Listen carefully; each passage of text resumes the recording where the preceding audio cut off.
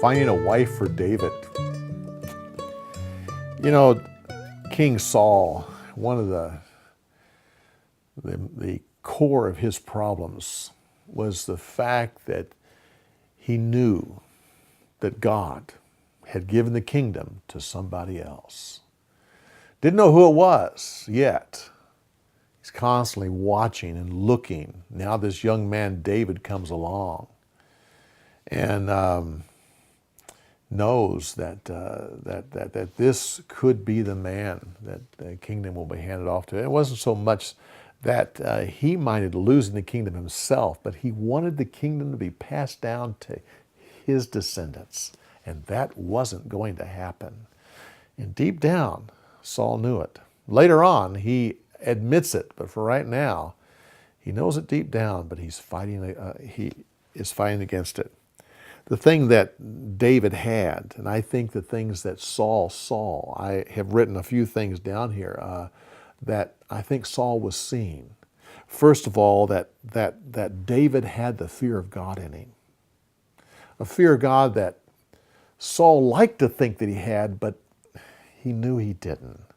And David did. But also, David had this loyalty to the king. This loyalty would be tested for sure, but there's such a loyalty to the king. And as we get into the next few stories, we'll see that this loyalty was so strong.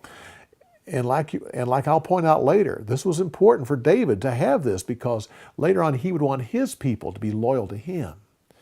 But also the thing that David had was he lived a pure life. At least at this point in his life, he lived a pure life, and because of these attributes, this fear of God, this loyalty to the king, and this pure life, Jonathan and Michael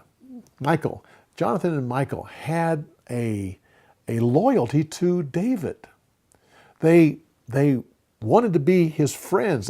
Jonathan wanted to be his best friend. Michael wanted to be his wife. And they were loyal to him and went on to protect him. Of course, that's into next week's story. So, what a great story! The story of Michal, this daughter of Saul.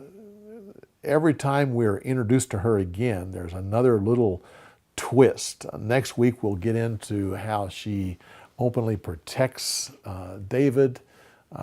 Later on, she's taken away from David and given to another man. And then when David becomes king, part of the agreement is that Michal would come back to him. Oh, it's just some stories about this woman down through the time, including when she sees him dancing before the ark of God. Well, trust you're enjoying these insights about the story. Come back next week when we continue on, give you another set of insights about the weekly story. We'll see you next week.